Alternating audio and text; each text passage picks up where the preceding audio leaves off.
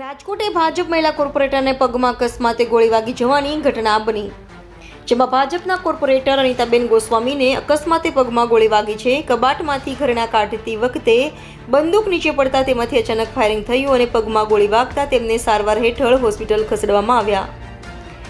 રાજકોટ ભાજપના મહિલા કોર્પોરેટર નગર સેવિકા અનિતાબેન ગોસ્વામી લગ્ન પ્રસંગમાં જવા માટે કબાટમાંથી ઘરેણા કાઢતી વખતે પતિને લાયસન્સ ધરાવતી બંદૂક નીચે પડી જતા ફાયરિંગ થયું હતું। અનિતાબેનને ખાનગી હોસ્પિટલમાં સારવાર હેઠળ ખસેડવામાં આવ્યા। પોલીસે ગુનો નોંધીને વધુ તપાસ હાથ ધરી બંદૂકમાંથી એક રાઉન્ડ ફાયરિંગ થયું હોવાની વાત સામે આવી છે। અનિતાબેન રાજકોટ મહાનગરપાલિકાના વોર્ડ નંબર 17 ભાજપના કોર્પોરેટર છે। રિપોર્ટર ભરત ભરડવા સાથે રોહિત પોજાણી, ઇન્ડિયા 24 ન્યૂઝ, રાજકોટ।